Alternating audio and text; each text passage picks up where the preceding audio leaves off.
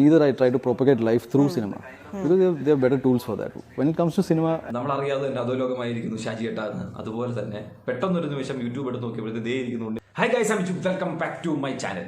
ഉണ്ണിമുകുന്ദൻ മാർക്കോ. ഓരോ ദിവസവും ഈ വീഡിയോ ഞാൻ ചെയ്ത് കഴിയുമ്പോൾ വിചാരിക്കും ഇനി ഞാൻ ഈ ഒരു സിനിമയെക്കുറിച്ച് ഒരു വാക്ക് പറയരുതെന്നുള്ളത്. പക്ഷെ അത് പറ്റുന്നില്ല.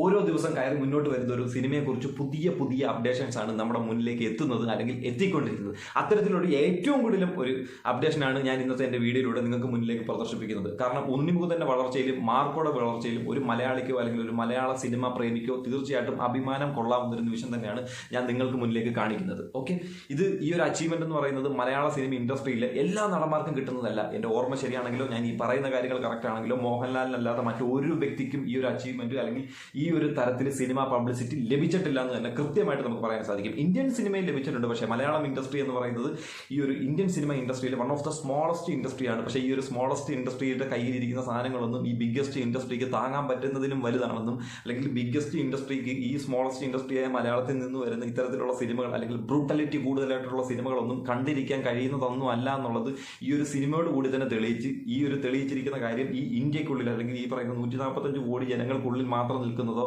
നമ്മുടെ കേരളത്തിലെ 3.5 കോടി ജനങ്ങൾക്കിടയിലോ നിൽക്കുന്ന കാര്യങ്ങളൊന്നുമല്ല. ഈ സംഭവം ഒന്ന് വേറെ എന്ന് വെച്ചാൽ വേറെ ലെവല്. അദ്ദേഹത്തിന്റെ ഏറ്റേഴ്സിനോട് എനിക്കൊരു കാര്യം മാത്രമേ പറയാനുള്ളൂ. ചോര കൊണ്ട് കുളിപ്പിക്കും, തീ കൊണ്ട് പൊതിയും, മണ്ണ് കൊണ്ട് മൂടും. അത് അന്വർത്ഥമാക്കിയിരിക്കുകയാണ് ഉണ്ണിമുകുന്ദൻ ഹേറ്റേഴ്സിനോ അല്ലെങ്കിൽ മാർക്കോ ഹേറ്റേഴ്സിനോ ഉണ്ണിമുകുന്ദന്റെ ആശയങ്ങളോട് എതിർപ്പ് കാണിക്കുന്ന വ്യക്തികൾ. കാരണം മാർക്കോ ഓരോ ദിവസം കയറും തോറും ഓരോ പടി വെച്ച് മുന്നിലേക്ക് പോയിക്കൊണ്ടിരിക്കുകയാണ്. തീർച്ചയായിട്ടും നമുക്ക് കണ്ണും പൂട്ടി പറയാം, ഇന്ത്യൻ സിനിമയുടെ ചരിത്രത്തിൽ തന്നെ ഇന്ത്യയിൽ നിന്ന് പോയിട്ടുള്ള ഒരു സിനിമയ്ക്കും കിട്ടാത്ത അംഗീകാരങ്ങളാണ് ഈ ഒരു സിനിമയ്ക്ക് കിട്ടിയിരിക്കുന്നത്. കാരണം ഇന്ന് ഞാൻ ഈ വീഡിയോ ചെയ്യുന്നതിന് കുറച്ച് മണിക്കൂറുകൾക്ക് മുമ്പ് ഒരു famous one of the famous ഒരു ചാനലിൽ വന്നിട്ടുള്ളൊരു ഇന്റർവ്യൂ, അത് ആപ്പാ ഊപ്പ ഇവിടെ കടന്ന് സിനിമ ചെയ്യുമ്പോഴും അല്ലെങ്കിൽ ചെറിയ സിനിമകൾ ചെയ്തിട്ട് ഞാൻ പാൻ ഇന്ത്യൻ സിനിമയാണ് ചെയ്തത് അല്ലെങ്കിൽ ഞാൻ പാൻ ഇന്ത്യൻ മൂവി റിലീസ് ചെയ്തു എന്ന് പറഞ്ഞ് നടക്കുന്ന വ്യക്തികൾക്ക് കിട്ടുന്ന ഒരു ഐറ്റം അല്ല അത്. ഇന്ത്യ ടുഡേയിലാണ് മാർക്കോ അല്ലെങ്കിൽ ഉണ്ണിമുകുന്ദൻ്റെ ഒരു വീഡിയോ വന്നിരിക്കുന്നത്.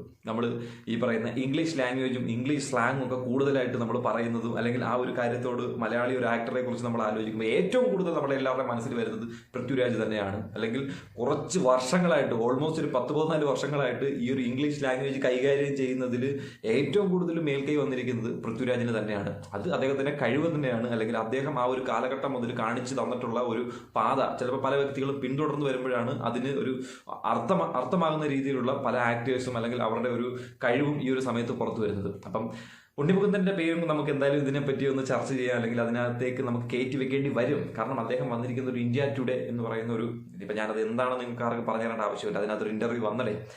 ആ ഒരു ഇന്റർവ്യൂ ആ ഒരു സിനിമയെ അല്ലെങ്കിൽ ആ ഒരു സിനിമയെക്കുറിച്ച് അത്തരത്തിലൊരു ചാനലിൽ വരിക എന്ന് വെച്ച് കഴിഞ്ഞാൽ അതൊരു ചെറിയ മൂവി ആയതുകൊണ്ടല്ല, അല്ലെങ്കിൽ ഒരു ചെറിയ ഡീഗ്രേഡിങ് നടക്കുന്നത് കൊണ്ടല്ല, അല്ലെങ്കിൽ ഒരു സെൽഫ് പ്രൊമോഷൻ എന്ന രീതിയിൽ ആ ഒരു സിനിമയെ അവർ തന്നെ പൊക്കി വിട്ടത് കൊണ്ടല്ല, ജനങ്ങൾ അംഗീകരിച്ചത് കൊണ്ടാണ്. 90% ജനങ്ങളും ആ സിനിമയെ അംഗീകരിച്ചത് കൊണ്ടാണ്.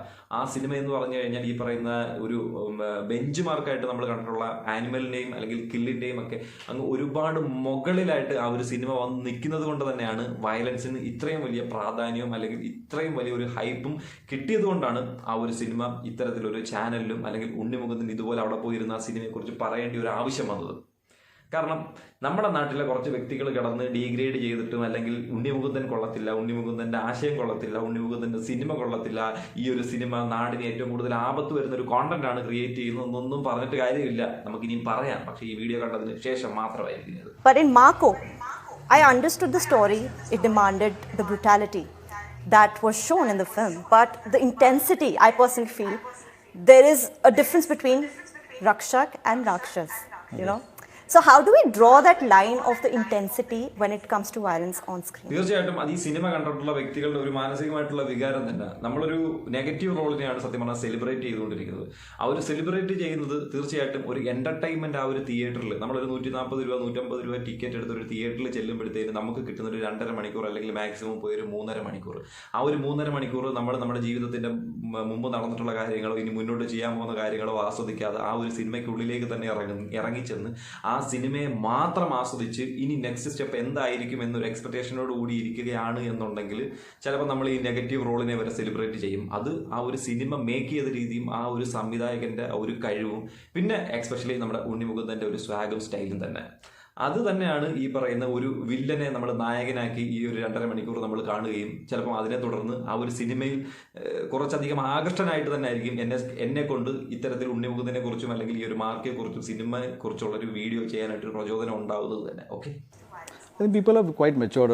You discussed Sholay. I think we have come so far in times. Everybody is educated. Everybody knows. We can't. I don't want to take the intelligence of the audience for granted. I know. അതെ, നമുക്ക് ഈ cinema കണ്ടുകപ്പോഴത്തേക്കിന് already ഇതിന്റെ കാര്യം മനസ്സിലായി. ഇതൊരു സിനിമയാണ്, 2.5 മണിക്കൂർ സിനിമയാണ്. ഇതൊരിക്കലും നമ്മുടെ റിയൽ ലൈഫിൽ ഇട്ട് പ്രാവർത്തികമാക്കാൻ പറ്റുന്ന ഒരു കാര്യമല്ല എന്നുള്ളൊരു കാര്യം. പക്ഷെ ഈ ഒരു കാര്യം എന്ന് പറയുന്നത് നമ്മുടെ നാട്ടിലെ ചില പ്രത്യേക മാധ്യമ പ്രവർത്തകരും അല്ലെങ്കിൽ പ്രത്യേക തരത്തിലുള്ള ആൾക്കാരും പല രീതിയിലാണ് ഇതിനെ ഡീഗ്രേഡ് ചെയ്തത്. ഒരിക്കലും ഇത് സമൂഹത്തിന് മാതൃകയാക്കാൻ പറ്റുന്ന ഒരു കാര്യമല്ല. മാതൃകയാക്കാൻ പോയിട്ട് ഈ ഒരു സിനിമ തിയേറ്ററിൽ പോലും പോയി കാണാൻ പറ്റുന്ന ഒരു കാര്യമല്ല എന്നൊക്കെ പറയുന്നത്. പക്ഷേ ഇതിന്റെ ഒരു വൈഡ് റേഞ്ച് ഓഫ് ഓഡിയൻസ് എന്താണ് ആഗ്രഹിക്കുന്നതും എന്താണ് അതിന്റെ റിയാലിറ്റി എന്ന് തിരിച്ചറിയാതെ ഇവിടെ കിടന്ന് സംസാരിക്കുന്നത് തന്നെ. അതുകൊണ്ട് തന്നെയാണ് അതുപോലെയുള്ള ആൾക്കാർ വീഡിയോ ഒക്കെ എടുത്തുകൊണ്ട് വന്നത്. നമ്മൾ ഈ പറയുമല്ല തന്ത വൈബ് എന്നൊക്കെ. ആ ഒരു തന്ത വൈബ് ഒന്നുമല്ല, ഇത് തന്ത വൈബുകൾക്ക് വരെ ഈ സിനിമ ഇഷ്ടപ്പെടും. ഇത് തന്ത വൈബിൽ നിന്നും ഒരു എക്സ്ട്രീം വൈബിലേക്ക് മാറി കടന്ന് ചിന്തിക്കുന്നവർക്ക് മാത്രമേ അത്തരത്തിൽ പറയാൻ സാധിക്കൂ. അങ്ങനെ ചിന്തിക്കാതിരിക്കണമെന്നുണ്ടെങ്കിൽ ഈ പറഞ്ഞ കാര്യത്തോട് നമുക്ക് ഈ സിനിമ കാണാം കേട്ടോ. It's a film and it's for entertainment purpose. The word you used, intensity. The intensity, just to show the intensity of the cruelty and making the film look a bit wild, a different kind of experience. It's all about experience. I see cinema as just a tool to entertain myself. I don't discuss life. I don't try to understand life. Neither I try to propagate life through cinema, because they have better tools for that. When it comes to cinema, the kind of experience that you get in a 2-hour experience is something that I would want the audience to take back. Definitely they'll. I'm pretty sure whatever we have done. തീർച്ചയായിട്ടും. കാരണം ആ സിനിമയിൽ ജനങ്ങൾക്ക് മുന്നിലേക്ക് പ്രദർശിപ്പിക്കാൻ പറ്റാത്ത കാര്യങ്ങൾ certificate കിട്ടിയപ്പോഴതിന് delete ചെയ്ത് കളഞ്ഞു. പിന്നെ ജനങ്ങൾക്ക് കാണാൻ പറ്റിയ ഒരു സിനിമയാണ്. പിന്നെ ഇതിനെ പിടിച്ചു വെച്ച് ഡീഗ്രേഡ് ചെയ്യേണ്ട ആവശ്യം ആർക്കും വരുന്നില്ല. പക്ഷേ ഉണ്ണിമുകുന്ദന്റെ ഈ ഒരു വളർച്ച എന്ന് പറയുന്നത് നമുക്ക് സത്യം പറഞ്ഞ സിനിമയിൽ പറയുന്ന ഒരു ഡയലോഗ് ഉണ്ടല്ലോ, നമ്മളറിയാതെ തന്നെ അധോലോകമായിരിക്കുന്നു ഷാജിയേട്ടാന്ന്. അതുപോലെ തന്നെ പെട്ടെന്നൊരു നിമിഷം യൂട്യൂബ് എടുത്ത് നോക്കിയപ്പോഴത്തെ ദേ ഇരിക്കുന്നു ഉണ്ണിമുകുന്ദൻ ഇന്ത്യ ടുഡേയിൽ. എന്നിരുന്നാലും ഒരു താരവാല്യവും അല്ലെങ്കിൽ ഇദ്ദേഹത്തിന്റെ സിനിമ ഡെഫിനറ്റ് ആയിട്ട് ഈ പറയുന്ന 100 കോടി ഓടിയിരിക്കും എന്നുള്ളൊരു വിശ്വാസം പോലും ഇല്ലാതെ നിൽക്കുന്ന ഒരു സമയത്ത് ഇദ്ദേഹത്തെ കൊണ്ട് ഇങ്ങനൊരു സിനിമ എടുത്തു പൊക്കാനും ഈ ഒരു സിനിമ ഈ ഒരു ലെവലിലേക്ക് കൊണ്ട് എത്തിക്കാനും ഈ ഒരു സിനിമയെ തുടർന്നതായി ഇതുപോലൊരു സ്ഥലത്ത് പോയി ഇരുന്ന് സംസാരിക്കണമെന്നുണ്ടെങ്കിൽ ആള് ചില്ലറക്കാരനൊന്നുമല്ല. ആളുടെ കയ്യിരിക്കുന്ന സാധനങ്ങളും ചെറിയ സാധനങ്ങളൊന്നുമല്ല. സംഭവം ഇനി അടുത്ത വരുത്തേ ഉള്ളൂ. ഈ കിട്ടിയിരിക്കുന്ന ഷോൾഡർ വെയിറ്റ് എല്ലാം ഉണ്ണിമുകുന്ദൻ ഒരു ബാധ്യതയായിട്ട് വരരുത്.